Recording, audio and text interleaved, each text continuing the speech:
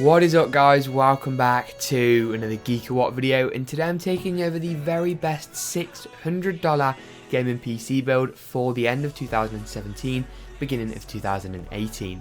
I'll link all the parts mentioned below, but as always, smash that like button and let's get straight into the video. With this system, you're going to be seeing really solid 1080p performance at high settings, 60 FPS and above. Look at some of the older games, CSGO, World of Warcraft, League of Legends, you're looking 1080p ultra settings in excess of 100 frames per second in some scenarios. Overall, this is a very competent PC and is going to do you perfectly at that 1080p resolution. Kicking it off with the CPU, AMD's Ryzen 3 1300X was hands down the best option.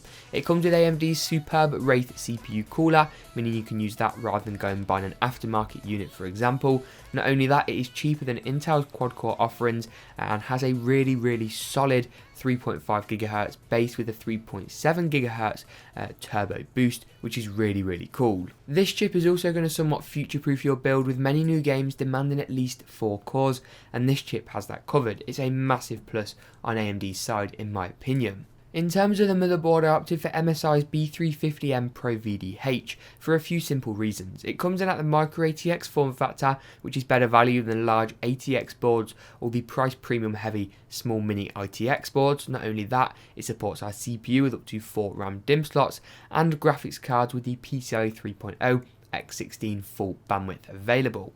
Not only that, it comes on the B350 chipset, which means you can actually overclock the CPU on this motherboard to leverage even more free performance, if you will. That's another massive advantage, in my opinion, to AMD CPUs, is that you can overclock on much cheaper motherboards. If you switch to the Intel side, you'll need an expensive, we're talking $200 plus Z370 board in order to overclock at all, which is ludicrous. Another big plus here for the AMD side, in my opinion. In terms of the memory, it was another simple choice. You want 8GB of DDR4 that overclocks well and comes in at a decently fast clock speed.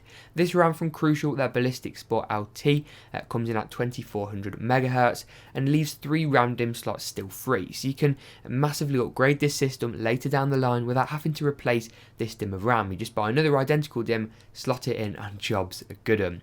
Overall, good RAM at a decent price, especially considering how much RAM has gone up in price over recent years. Overall, a nice bet, and it looks pretty sick too. In terms of the storage, a 1TB hard drive really is as good as it's going to get at this price point.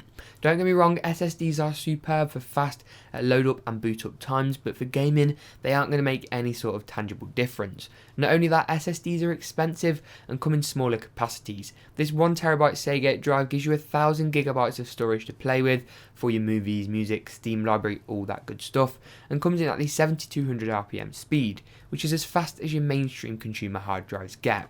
I literally have a load of these, 4TB in a server.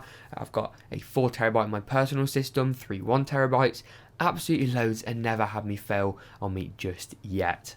In terms of the graphics card in this build, I opted for MSI's GeForce GTX 1060. It is only a 3GB version. You can splash a little bit more cash and go for a 6GB card instead if you would like, but this is the best I could fit in this build's price range. This dual fan design will allow for some overclocking leverage on the GPU too, and keep thermals nice and chilly, which is always good news. Not only that, it comes factory overclocked, meaning you're going to take advantage of faster clock speeds and thus higher frame rates. Overall, it's a great card at a really superb price point. Next up is the penultimate part on this list, which is of course the case. Cooler Master's Masterbox Lite 3.1 is a superb choice.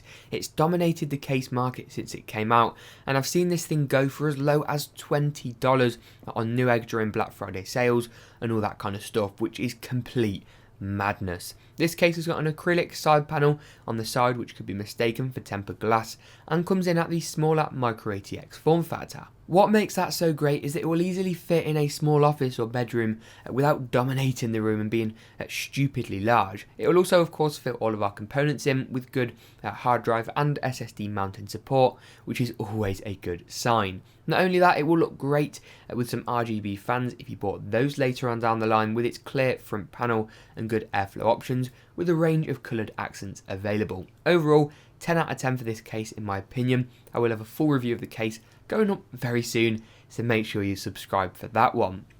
Finally, the last part on this list is a favourite of mine. It's from EVGA, it's a power supply and comes in at 500 watts. With an 80 plus certification, it's guaranteed to run above 80% efficiency at all times, meaning less of the energy it draws gets converted into heat and ultimately fan noise. It's a good power supply that's reputable, reliable, comes in at ridiculously low price points as well. You don't need to cheap out on a power supply and go for some no-name brand because it could put your system at risk.